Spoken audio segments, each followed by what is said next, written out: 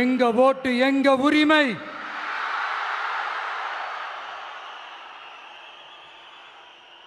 எங்களை யாரும் விலைக்கு வாங்க முடியாது.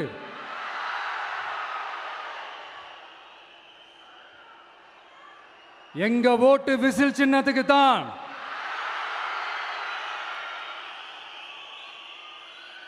யாரையும் நம்பி ஏமாற மாட்டோம். எங்க வார்த்தையிலிருந்து மாற மாட்டோம். இது நிஜம். தேங்க்யூ.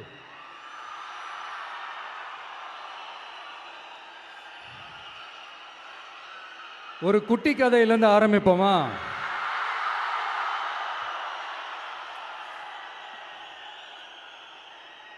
ஒரு பெரிய ஊர், ஒரு 4 ரோடு ஜாயிண்ட் ஆகிற மாதிரி ஒரு ஜங்ஷன், ஒரு பிஸியான ஏரியா, ஆள் நடமாட்டம் அதிகமாக இருக்கக்கூடிய ஒரு ஏரியா. அங்கே சென்டரில் ஒரு முரட்டு ஜல்லிக்கட்டு காலை ஒன்று நின்றுட்டுருக்குது.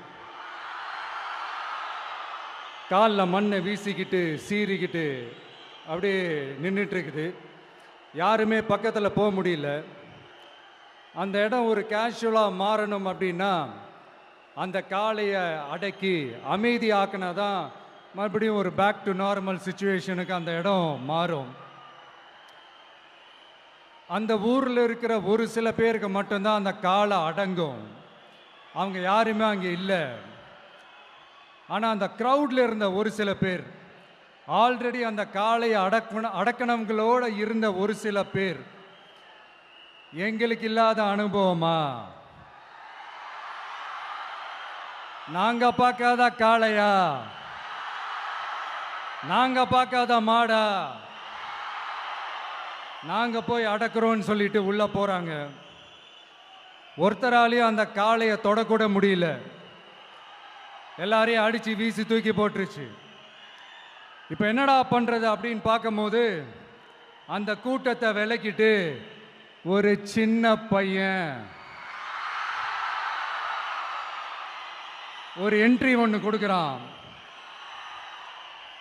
உங்களுக்கு தான் தெரியும்ல, டேய் எங்களாலே முடியல, நீ எல்லாம் என்னத்தை போய் கிழிக்க போற? எங்களுக்கு அவ்வளோ அனுபவம் இருக்குது, நாங்களே அடிபட்டு ஓரமாக படுத்து கிடக்கிறோம். இவன் விளையாட்டுத்தனமாக ஏதோ பண்ணிட்டு கிடக்கிறான், பாவம் அந்த காளைகிட்ட போய் அடிபட்டு சாவ போகிறான். பச்சா பையன், அந்த பையன், இந்த பையன், அண்டர் எஸ்டிமேட் பண்ணுறது, ஏளனமாக பேசுறது, இப்படி ஒரு பக்கம். இன்னொரு பக்கம் பரிதாபப்பட்டு, ஐயோ பாவமே, இப்படி தனியாக போய் மாட்டிக்கிட்டானே அந்த காளைகிட்ட, என்ன பண்ண போகிறானோ அப்படின்ட்டு ஒரு பக்கம் பரிதாபப்பட்டு பேசுகிறாங்க. அந்த சின்ன பையன் எதுவுமே காதலையே போட்டுக்காம 2 பாக்கெட்லையும் கையை விட்டுக்கிட்டு ஸ்டைலா கெத்தா தில்லா அப்படியே உள்ள போகிறான். ஒரு ஸ்டெப் எடுத்து வைக்கிறான், அந்த கால் அப்படியே சீறிக்கிட்டே நின்றுட்டு இருக்குது. இன்னொரு ஸ்டெப் எடுத்து வைக்கிறான், கால் அப்படியே சீறிக்கிட்டே முன்னாடி வருது. மக்கள் எல்லாரும் பதட்டத்தோடு அப்படியே பார்த்துட்டு இருக்கிறாங்க. இன்னொரு ஸ்டெப் எடுத்து வைக்கிறான், கால் அப்படியே முட்டை வரும்போது பாக்கெட்டுக்குள்ள மறைச்சி வச்சிருந்த 2 புல்லுக்கட்டு அதை அந்த காளை கிட்ட காட்டுறான். காலை அப்படியே சடனாக வந்து நின்று அது மூடெல்லாம் மாறி அந்த புல்லுக்கட்டை சாப்பிட ஆரம்பிச்சிருச்சு. அந்த சின்ன பையனும் அந்த காளை அப்படியே தடவிக்கிட்டே வரான். காளையும் பக்கத்தில் ஒரு குழந்தை மாதிரி நடந்து வந்துக்கிட்டு வருது. பக்கத்தில் இருந்த ஒரு வயல்வெளியில் அந்த காளையை மேய விட்டுட்டு வரான். மக்கள் எல்லாரும் அந்த பையனை ஆச்சரியமாக பார்க்குறாங்க. அந்த அடிபட்டு கிடந்த அந்த அனுபவசாலிங்க தலையை தொங்க போட்டு நின்றுட்டு இருக்கிறாங்க. ஏன்னா பேசின பேச்சு அப்படி. வாய் இருக்குன்றதுக்காக நக்கலுமா நையாண்டியுமா நச நச நச நசன் ஒரே பேச்சு. என்ன பண்ணுறது, தலையை குனிஞ்சு அப்படியே நின்றுட்டு இருக்கிறாங்க. அங்கே ஒரு பெரியவர் வர்றார். வந்து அந்த பையன்கிட்ட கேட்குறாரு, எப்படிப்பா இப்படி ஒரு முரட்டு காலை சீறிட்டு நின்றுட்டு இருந்தது, எப்படி அந்த காளையை அடக்கின அப்படின்னு கேட்டதுக்கு அந்த பையன் சொல்கிறான், ஐயா எனக்கு அந்த காளையை பார்த்தா கோபமாக இருந்த மாதிரிலாம் எனக்கு தெரியல, அந்த காலை பசியோடு இருந்த மாதிரி இருந்தது. அதனால தான் அந்த புல்லுக்கட்டை காமிச்சவனை ஓகே நமக்கு தேவையானது கிடச்சிருச்சு அப்படின்னோடனே அந்த புல்லுக்கட்டை சாப்பிட்டுட்டு நம்மளோட அப்படியே ஜாலியாக வாக்கிங் வந்துருச்சு அப்படின்னு சொன்னான். இதை கேட்ட அந்த பெரியவர் சொன்னாராம், இந்த சின்னவங்க பெரியவங்க அனுபவம் இருக்கிறவங்க அனுபவம் இல்லாதவங்க இதெல்லாம் விஷயமே கிடையாது. யாராக இருந்தாலும் அந்த சூழலுக்கு ஏற்ற மாதிரி அந்த சிச்சுவேஷனுக்கு தகுந்த மாதிரி என்ன பண்ணி அந்த ப்ராப்ளமை சால்வ் பண்ணுறான், ஏது பண்ணி அந்த ப்ராப்ளமை சால்வ் பண்ணுறான், அதுதான் விஷயமே, அதுதான் மேட்ரு. ஸோ நீ சூப்பர்ப்பா, என்ன ப்ராப்ளம் வந்தாலும் நீ சால்வ் பண்ணிடுவ அப்படின்னு முதுகில் தட்டி கொடுத்துட்டு அந்த பெரியவர் போகிறார். இப்போ அந்த கதையில் அந்த முரட்டு ஜல்லிக்கட்டு காலை தான் நம்ம தமிழ்நாட்டு அரசியல் களம். அந்த பெரியவர் தான் நம்ம தமிழக மக்கள். அந்த பாக்கெட்டுக்குள்ள ஸ்டைலா தில்லா கெத்தா ஒருத்தன் உள்ள வந்தான் பாருங்க, அவன்தான்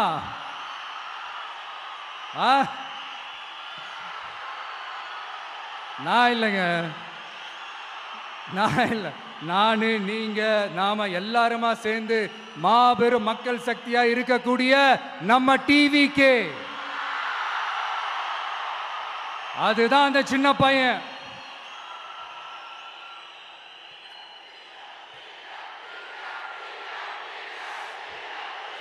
தேங்க்யூ தேங்க்யூ தேங்க்யூ.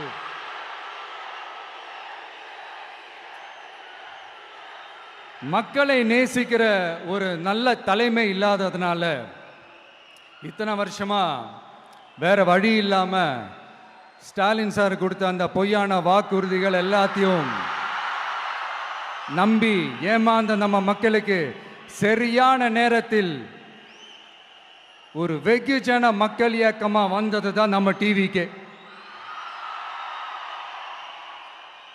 அந்த முரட்டு ஜல்லிக்கட்டு கால கதை ஏன் சொன்னோம், எதுக்கு சொன்னோம், யார் யாருக்கெல்லாம் சொன்னோங்கிறது புரிய வேண்டியவங்களுக்கு புரியும்னு நினைக்கிறேன்.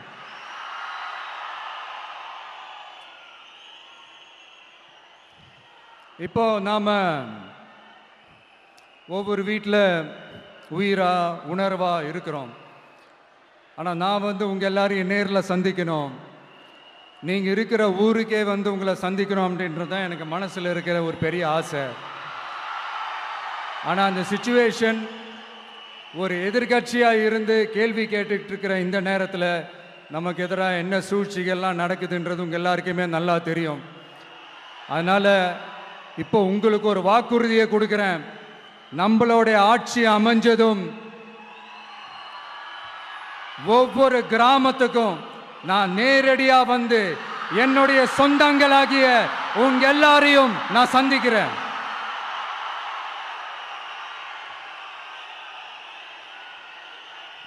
கொஞ்ச நாளைக்கு முன்னாடி நம்ம ஸ்டாலின் சார் ஒரு ஒன்று உருட்டினாரு, நீங்க கேள்விப்பட்டிருப்பீங்க. இப்போ வரப்போற எலெக்ஷன் எதுக்கான எலெக்ஷன்? நம்ம சட்டமன்ற தமிழ்நாடு சட்டசபைக்கான ஒரு தேர்தல் இல்லையா? இதே தமிழ்நாட்டுக்கும் டெல்லிக்குமான ஒரு எலெக்ஷன் அப்படின்னு சொல்கிறாங்க. இன்னும் கொஞ்சம் மேலே போய் தமிழ்நாட்டுக்கும் என்டிஏவுக்குமான ஒரு எலெக்ஷன் அப்படின்னு சொல்கிறாங்க. என்ன சார், டெல்லியில் ஏதாவது நிற்க போகிறீங்களா?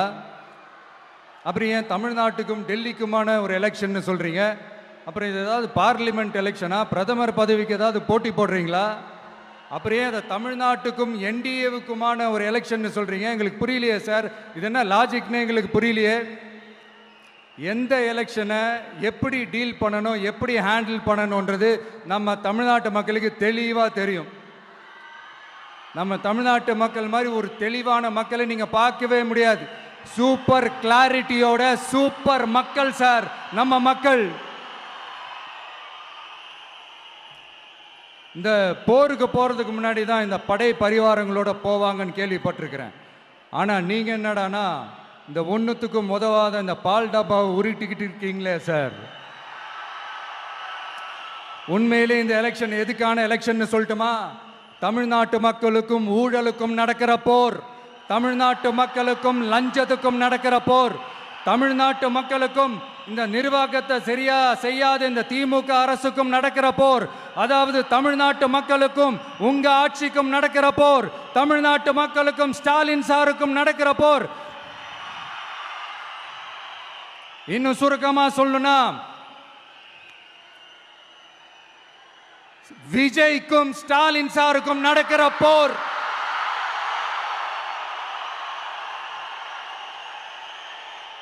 இதுக்கு நடுவுல இந்த என்டிஏ, டெல்லி, இதெல்லாம் என்ன லாஜிக்னே புரிய மாட்டேங்குது சார். தமிழ்நாடு தான் விஜய், இந்த விஜய் தான் தமிழ்நாடு. தூய சக்தி டிவிகேவுக்கும் தீய சக்தி டிஎம்கேவுக்கும் தான் இந்த போர். இப்படி உக்கிரமா இருக்கிற இந்த போர்ல மறுபடியும் ஒன்னுத்துக்கும் உதவாத இந்த பால் டப்பாவை உருட்டிக்கிட்டு இன்னொரு காமெடி வேற. அது என்னடான்னா, அவரோட ஆட்சியில தான் தமிழ்நாடு சூப்பர் ஸ்டார் மாநிலமா இருக்குதான். கரெக்டு, தமிழ்நாடு சூப்பர் ஸ்டார் மாநிலம் தான். காமராஜர் அவர்கள் டைம்ல, அண்ணா அவர்கள் டைம்ல, எம்ஜிஆர் அவர்களோட ஆட்சியில. இன்னைக்கு ஒன்னுத்துக்கும் உதவாத இந்த உல்டா மாடல் ஆட்சியில தமிழ்நாடு சூப்பர் ஸ்டார் மாநிலமாலாம் ஒண்ணு இல்ல, சூப்பர் ஸ்டாண்ட் அப் காமெடிக்காரர் நடத்துற மாநிலமா மாறிடுச்சு. மக்களே, உங்களுக்காக மட்டுமே தான் வர தடைகள், சதிகள், சூழ்ச்சிகள் எல்லாத்தையும் தாண்டி இந்த 2026 இந்த தேர்தலில் டிவிக்கு தில்லா நிற்கும்.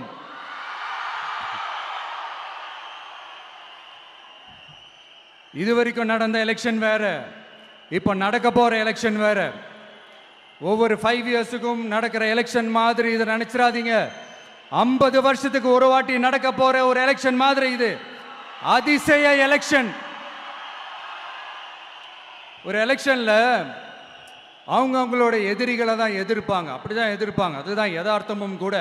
ஆனா இந்த எலெக்ஷன்ல தான் ஒட்டுமொத்தமா எல்லாருமா சேர்ந்து ஒருத்தனை எதிர்க்கிறாங்க. ஒட்டுமொத்தமா எல்லாருமா சேர்ந்து இந்த விஜயை எதிர்க்கிறாங்க. ஏன்னா இந்த விஜய் ஊழலை எதிர்க்கிறான், லஞ்சத்தை எதிர்க்கிறான், மக்களோட மக்களா நிக்கிறான். அந்த மக்கள் அவன் கூட நிக்கிறாங்க. அந்த காண்டு எப்படி? அந்த காண்டு தான் ஒட்டுமொத்தமா எல்லாருமா சேர்ந்து ஒருத்தனை எதிர்க்க காரணம். நீங்க எப்படி வேணா எதிர்த்துக்காங்க, ஆனா போட்டி ரெண்டு பேருக்கு நடுவுல தான். ஒண்ணு இன்னொன்னு. இந்த எலெக்ஷன் டேல மேக்சிமம் என்ன பண்ணுவீங்க? போவீங்க, ஓட்டு போடுவீங்க, வருவீங்க, அவ்வளவுதான் உங்களுடைய பார்ட்டிசிபேஷன்.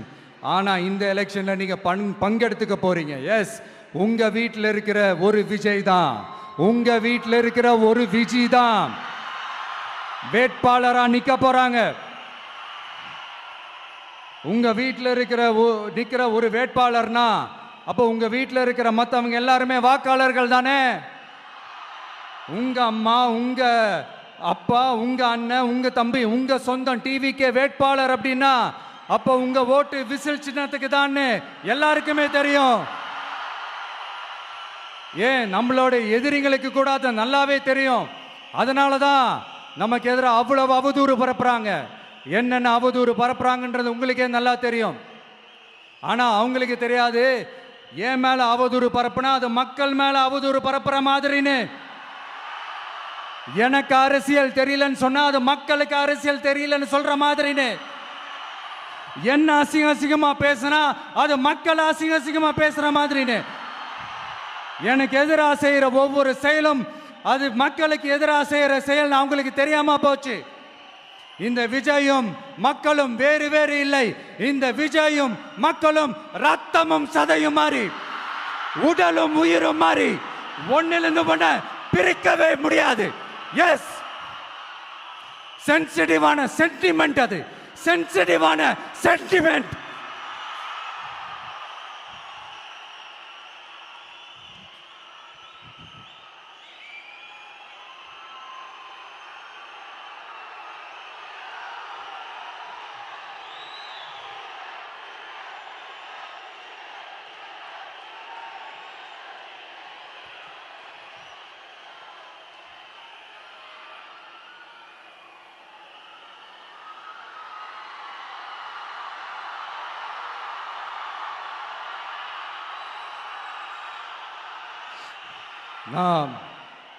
சாரி,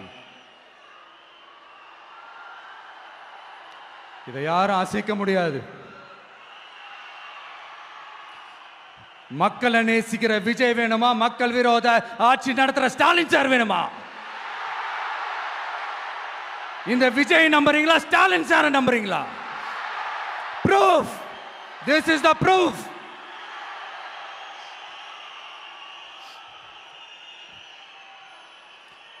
இந்த தீய சக்தி, ஊழல் சக்தி, இதெல்லாம் ஏன் சொல்றோம், எதுக்கு சொல்றோம், யாரை சொல்றோன்றதெல்லாம் மக்களுக்கு தெளிவாக தெரியும். அதே மாதிரி டிவிகேவுக்கு போட்டி டிஎம்கே தான்றதும் மக்களுக்கு தெளிவாக தெரியும். அப்படி இருக்கும்போது நாம் ஏதாவது பேசினா வாண்டடா சில பேர் வந்து வண்டியில் ஏறி உட்காந்துக்கிறாங்க. ஆமாம், வாண்டடா சில பேர் வண்டியில் ஏறி உட்காந்துக்கிட்டு குரல் கொடுக்குறாங்க. சீரியஸாக ஒரு போட்டி நடந்துக்கிட்டு இருக்கும் போது இங்கே காமெடிக்கெல்லாம் இடம் இல்லை பாஸ். இதெல்லாம் மக்களுக்கு தெளிவாக தெரியும். இந்த நேரத்தில் ஒரு சீரியஸ் கேள்வியை இன்னைக்கு இருக்கிற மிகப்பெரிய அரசியல்வாதிங்க கிட்ட கேட்கணும்னு நான் நினைக்கிறேன். நீங்க அரசியலுக்கு வர்றதுக்கு முன்னாடி உங்ககிட்ட இருந்த சொத்து எவ்வளோ? அரசியலுக்கு வந்ததுக்கு அப்புறம் இன்னைக்கு உங்ககிட்ட இருக்கிற சொத்து எவ்வளோ? அதை ஓப்பனா டிக்ளேர் பண்ண முடியுமா? அப்படி வந்த காசெல்லாம் என்னென்ன தொழில் செஞ்சு வந்துச்சு, என்ன வேலை செஞ்சு வந்துச்சு, உண்மையிலே நீங்க உழைச்சி சம்பாதிச்ச காசா, இல்ல ஆட்சி அதிகாரத்துக்கு வந்ததுக்கு அப்புறம் ஆட்டைய போட்ட காசா? இதெல்லாம் ஓப்பனா டிக்ளேர் பண்ண முடியுமா? இதெல்லாம் நம்ம கேட்டா எல்லா ஊழல்வாதிகளும் ஒன்னா சேர்ந்து நம்ம மேல சேத்தவாரி வீசுவாங்க. அதை பத்திலாம் நமக்கு கவலை இல்லை. ஏன்னா நாம யாருன்னு மக்களுக்கு நல்லாவே தெரியும். எனக்கு ஒரு புது ஃப்ரெண்டு, புது நண்பர் ஒருத்தர் கிடைச்சிருக்கார். யார் தெரியுமா? தெரியாதா? முதல்வர் அவர்கள் தான். இப்போ ஒரு நிருபர் ஒருத்தர் கேட்ட கேள்விக்கு எனக்கு எதிரிகள்லாம் யாரும் இல்லை, அவங்க எல்லாருமே எனக்கு நண்பர்கள் தான் அப்படின்னு சொன்னாங்களே. அப்படி நாங்கெல்லாம் உங்களுக்கு நண்பர்கள்னா அப்புறம் ஏன் சார் கரூர் விஷயத்துல ஏன் மேல பழி தூக்கி போட்டீங்க?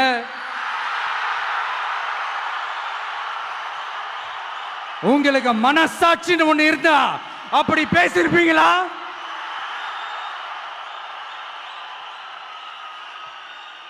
அப்படி நாங்களாம் உங்களுக்கு நண்பர்கள்னா ஒரு ஈவெண்ட், ஒரு ஃபங்க்ஷன் நடத்துறதுக்கு ஒரு இடமோ ஒரு பர்மிஷனோ ஏன் கொடுக்க மாட்டேன்றீங்க? எல்லாத்தையும் நீங்களே பண்ணிட்டு போற போக்கில் அப்படியே பொய்களா அடிச்சு விட்டுக்கிட்டு இருக்கீங்க. உங்களோட உண்மையான நண்பர்கள் யாருன்னு சொல்லட்டுமா? லஞ்சம், ஊழல், அரசியல் ஆதாயம், இதெல்லாம் தான் உங்களோட உண்மையான நண்பர்கள். பர்சனலா நீங்க எப்படி வேணா இருந்துக்கங்க சார், நமக்கு அதை பத்தி கவலை இல்லை, நமக்கு அது அவசியமும் இல்லை. ஆனா உங்க ஆட்சி தான் தப்பான ஆட்சி, தமிழ்நாட்டுக்கு தேவையில்லாத ஆட்சி. கொஞ்ச நாளைக்கு முன்னாடி கற்பனையா ஒரு விஷயம் ஒன்று சொன்னேன். இந்த முதல்வர் கூட விசில் சின்னத்துக்கு தான் வாக்களிப்பாரு அப்படின்ட்டு கற்பனையா ஒன்று சொன்னேன். ஆனா இன்னைக்கு நிஜமாவே நமக்கு ஆதரவா ஒரு கோஷத்தை எழுப்பியிருக்கிறாங்க. அது என்ன தெரியுமா? எங்க வாக்கு சாவடி வெற்றி வாக்கு சாவடியா. அதுக்கு அர்த்தம் என்ன தெரியுமா? எங்க வாக்கு சாவடி விஜய் வாக்கு சாவடின்னு அர்த்தம்.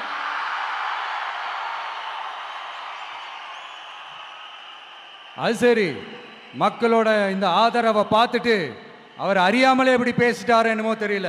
50 வருஷம் எக்ஸ்பீரியன்ஸ் அரசியல்ல, உண்மை என்னன்னு ஒத்துக்கிட்டு தானே ஆகணும்.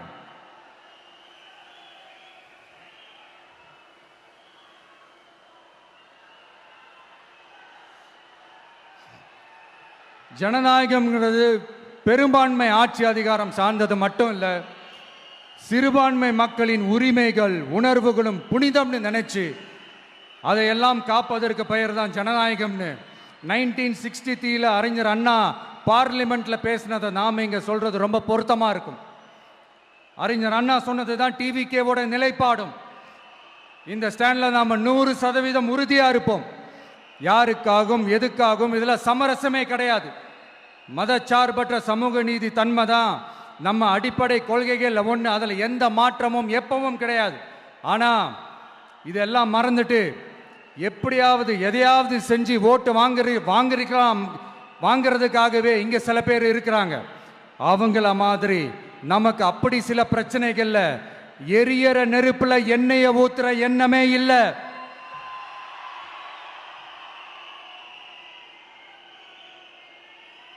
இங்க சில அரசியல் கட்சிகளும் சில அரசியல் தலைவர்களும் ஒரு சில நேரங்களில் அமைதியா இருந்தாலே போதும், ஒரு பிரச்சனையும் வராது. இப்போ கரண்ட்ல இருக்கிற சில பிரச்சனைக்கு வருவோம். இந்த கரண்ட் பிரச்சனைக்கு வருவோம். மாசம் மாசம் கரண்ட் பில் கட்டுற மாதிரி மாத்துவோம்னு சொன்னீங்களே, செஞ்சீங்களா? நிறைய வீடுகளில் 100 யூனிட் தான் அந்த கரண்ட்டு செலவாகுது ஒரு மாசத்துக்கு. மாசம் மாசம் நீங்க அந்த பில்லு கொடுத்தீங்கன்னா அவங்களுக்கு அது ஃப்ரீ ஆயிடும். அவங்க அந்த காசு கட்ட தேவையே இல்லை. ஆனால் 2 மாசத்துக்கு ஒரு வாட்டி அந்த பில்லு கொடுத்தீங்கன்னா, இப்போ சப்போஸ் அது 200 யூனிட்டுக்கு மேலே போச்சுன்னா அது அவங்களுக்கு ஒரு மிகப்பெரிய சுமை தானே. இது எந்த கணக்கில் எடுத்துக்கிறது? ஒரு மாதிரி ஒரு மாடர்ன் கரப்ஷன் அப்படின்னு எடுத்துக்கலாமா? அடுத்து பஸ் வசதி. நிறைய கிராமங்களில் பஸ் வசதி இல்லைன்னு சொன்னா இந்த ஒட்டுமொத்த திமுக அரசும் கத்திக்கிட்டு வந்துருவாங்க. நாங்க பஸ் விடாத கிராமங்களே இல்லை அப்படின்னு சொல்லுவாங்க. அப்படி அது உண்மை அப்படின்னா முதல்வர் அவர்கள் கிட்ட நம்ம தங்கச்சி ஒருத்தவங்க ஒரு கேள்வி கேட்டாங்களே, எங்க ஊருக்கு ஒரு மினி பஸ் ஆவது விடுங்க சார் அப்படின்னு கேட்டாங்களே, அது எந்த கணக்கில் எடுத்துக்கிறது? நிறைய மலை கிராமங்கள்ல பஸ் வசதி இல்லை, நிறைய மலை கிராமங்கள்ல ஹாஸ்பிட்டல் வசதி இல்லை. இது ரெண்டுமே எவ்வளவு முக்கியமான ஒரு விஷயங்கள். பஸ் வசதியும் ஹாஸ்பிட்டல் வசதியும் இல்லாததுனால வீட்டிலேயே பிரசவம் பார்க்கிற அந்த ஆபத்து இருக்குதுன்னு எவ்வளவு நியூஸ் பார்க்கிறோம். இதெல்லாம் எந்த கணக்கில் சேர்த்துக்கிறது? அடுத்து இது எல்லா மீட்டிங்லையும் பேசுறதுதான், பெண்களுக்கு பாதுகாப்பு நம்பர் 1 இருக்குது தமிழ்நாட்டில் அப்படின்னு சொல்றாங்க. அப்புறம் அது என்ன, வி சேஃப் மாடலா? பெண்கள் என்ன சொல்றாங்க தெரியுமா? அது வி சேஃப் மாடல் இல்ல, வி ஆர் நாட் சேஃப் மாடல்னு சொல்றாங்க. இப்படி இருக்கிறப்போ தமிழ்நாட்டில் எங்க போனாலும் பெண்களுக்கு பாதுகாப்பு அப்படியே கொட்டி கிடக்குதான். இப்படி சொன்னா எப்படி சார்? கேட்கிறவங்க என்ன கேசரி சாப்பிட்றாங்க நினைச்சீங்களா?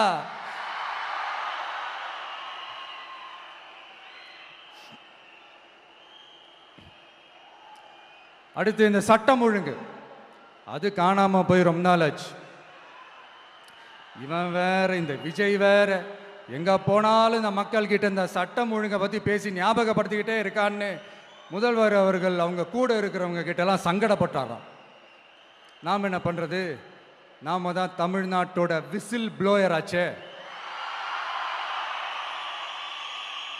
நாம் எப்படி சைலண்டா இருக்க முடியும்? நாமளும் கேள்வியா கேட்கிறோம், ஆனா பதிலெல்லாம் வந்த மாதிரியே தெரியல. இருந்தா தானே வர்றதுக்கு, வச்சுக்கிட்டா வஞ்சனை பண்றாரு. 5 வருஷமா பதிலே சொல்லாம அப்படியே கடந்து வந்துட்டாரு. ஆனா இனிமே அப்படிலாம் இருக்க முடியாது, பதில் சொல்லி ஆகணும். மக்களே, இந்த தீய சக்தி, இந்த அட்ராசிட்டியை ஒரு எண்டு கார்டு போடணும் அப்படின்னா அவங்கள சுவிட்ச் ஆஃப் பண்றது தான் ஒரே சொல்யூஷன். அதுக்கான ரிமோட் தான் வரப்போற எலெக்ஷன். அந்த ரிமோட்ல நீங்க அழுத்த வேண்டியது ஒரே ஒரு ஆப்ஷன், அதுதான் நம்ம விசில் சின்னத்தோட பட்டன். இத 4 விஷயத்தை நீங்க செஞ்சாலே போதும். ஒவ்வொரு இவிஎம் மிஷின்லயும் விசில் சின்னத்துக்கு நேரா இருக்கிற அந்த பட்டனை பச்சக்கு பச்சக்கு பச்சக்குன்னு ஒரு அழுத்துங்க. எப்படி? அவ்வளவுதான். நாம காஞ்சிபுரத்தில் பேசும்போது நம்மளுடைய விஷன் என்னன்னு சொன்னோம். இப்போ அதனுடைய கண்டினியூஷனா சில விஷயங்கள் இங்க நான் சொல்லணும்னு ஆசைப்படுறேன். இப்பவும் சொல்றேன், உறுதியா சொல்றேன், சத்தியமா சொல்றேன். பெண்கள், பெண் குழந்தைகள், ஆண் குழந்தைகள் பாதுகாப்பு நம்ம ஆட்சியில நம்பர் 1 இருக்கும். சட்டம் ஒழுங்கு ரொம்ப ரொம்ப ஸ்ட்ரிக்டா இருக்கும். அரசு பள்ளிக்கூடங்களும் கல்லூரிகளும் முதல் தரமா இருக்கும். போட்டி தேர்வுகளுக்குன்னு லட்சங்களை கொட்டி தனி கோச்சிங் சென்டர் போய் படிக்க அவசியமே இருக்காது. ஏன்னா கவர்மெண்ட் ஸ்கூல், காலேஜ் சிலபஸே போட்டி தேர்வுகளை ஈஸியா சந்திக்கிற வகையில் அந்த ஸ்டாண்டர்டுக்கு ஏத்த மாதிரி அமைக்கப்படும். உயர்நிலை பள்ளி பாடத்திட்டங்களிலேயே அடிப்படை அரசியல் சாசன சட்டம் சேர்க்கப்படும். மாநில மற்றும் ஒன்றிய அரசு அலுவலகங்கள், வங்கிகளின் செயல்பாடுகள் மற்றும் அவற்றை அணுகும் முறை குறித்து மாணவர்களுக்கு தெளிவான புரிதலை ஏற்படுத்தும் வகையில் தேர்வுகள் அற்ற செயல்முறை பாடமாக கற்பிக்கப்படும். இந்தியா முழுக்க உள்ள ஒன்றிய அரசு சார்ந்த கல்வி நிலையங்கள் மற்றும் அதன் சேர்க்கை அட்மிஷன் குறித்து புரிதலும் தெளிவும் மாணவர்களுக்கு உருவாக்கப்படும். அனைத்து அரசு பள்ளிகளிலும் பெண் குழந்தைகளுக்கு சுத்தமான, சுகாதாரமான மற்றும் தரமான கதவுகள் பொருத்தப்பட்ட ரெஸ்ட் ரூம்கள் அமைப்பது உறுதி செய்யப்படும். போதைப் பொருட்கள் இல்லாத தமிழகம் உருவாக்கப்படும். மாவட்ட கலெக்டர்கள் மற்றும் எஸ்பிக்களில் சரி பாதி பெண்களாக இருக்கும்படி செய்வோம். மலை கிராமங்களில் அரசு ஆரம்ப சுகாதார நிலையங்கள் பிரசவம் பார்க்கும் வசதியுடன் அமைக்கப்படும். பஸ் போக்குவரத்து இல்லாத கிராமங்கள் மற்றும் மலை கிராமங்களே இல்லை என்ற நிலை உருவாக்கப்படும். ஏற்கனவே அமைப்பு சாரா தொழிலாளர்கள் அமைப்பு இருந்தாலும் ஆட்டோ, டாக்ஸி மற்றும் லாரி டிரைவர்களுக்கென அவர்களின் நலன்களுக்காகவும் குடும்ப நலன்களுக்காகவும் தனியாக நல வாரியம் அமைக்கப்படும். தென் தமிழகம் உட்பட தமிழகத்தின் தேவையான பகுதிகளில் தொழிற்சாலைகள் அமைக்கவும் தொழில் வளம் பெருக்கவும் தனி கவனம் செலுத்தப்படும். விவசாயிகள், மீனவர்கள் மற்றும் நெசவாளர்களின் கருத்துக்களை அறிந்து அவர்களுக்கான திட்டங்கள் காலத்தின் தேவைக்கேற்ப உருவாக்கப்படும். இப்போ நம்ம ஸ்டாலின் சார் அறிவாலயம் பக்கத்தில் யாரு நடந்து போனாலும், அறிவாலயம் பக்கத்தில் யாரு நிழலுக்கு ஒதுங்கினாலும் கூட்டணியில் சேர்த்துக்கிறார். அந்த வச்சிருக்கிற பணத்தில் ஒரு பங்கு ஒன்று கொடுத்து அதுக்கு பேர் கல்லாப்பெட்டி கூட்டணின்னு வச்சிருக்கிறேன். அந்த கல்லாப்பெட்டி கூட்டணியை ரொம்ப கஷ்டப்பட்டு சேர்த்திருக்கிறார். ஆனால் அவருக்கு நான் சொல்கிறேன், இந்த அறத பழைய கூட்டணி கணக்குகளோ இந்த கொள்ளையடிச்ச பணத்தையே வச்சு எங்கள் மக்களை ஏமாற்றி எல்லாம் ஜெயிக்க முடியாது. ஏன்னா இது மாபெரும் மக்கள் சக்தியான வித்தியாசமான விசில் புரட்சி எலெக்ஷன்.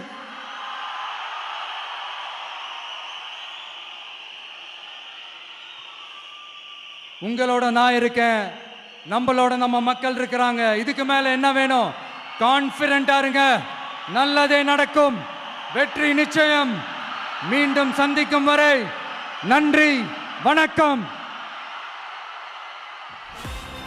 என் நண்பர்களே, ஒரு சின்ன ரிக்வெஸ்ட்.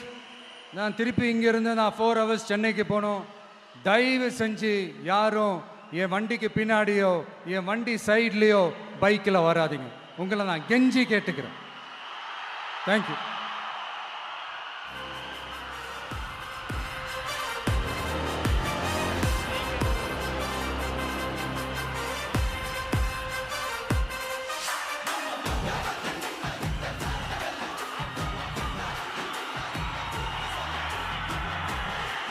வெற்றி தலைவர் அவர்களுக்கு நன்றி.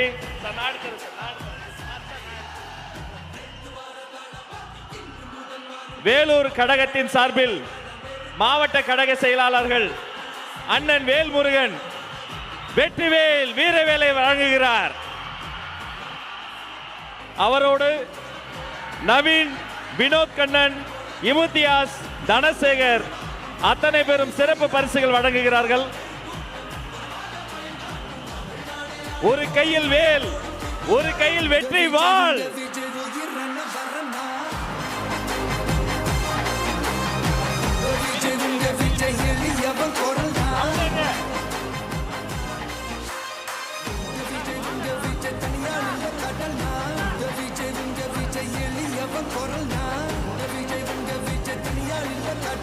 மக்கள் தானே மன்னர்களை உனக்கு காட்ட வரனா.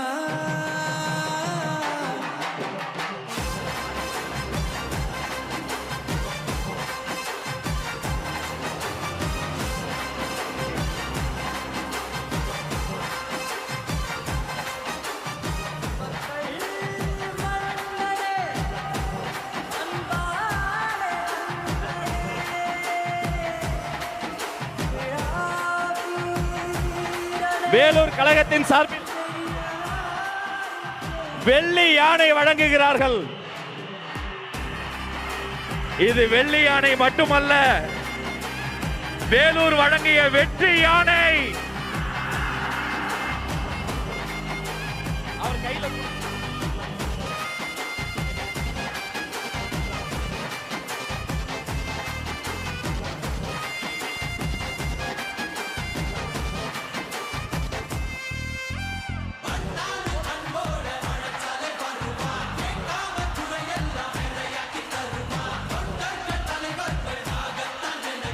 வேலூர் கழகத்தின் சார்பில் தங்க கோயிலும்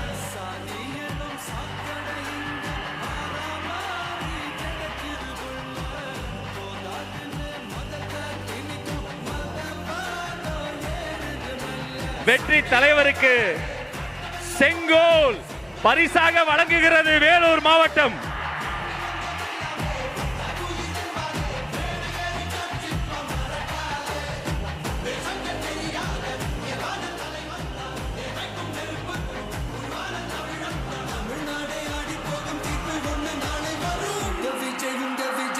நன்றி நன்றி.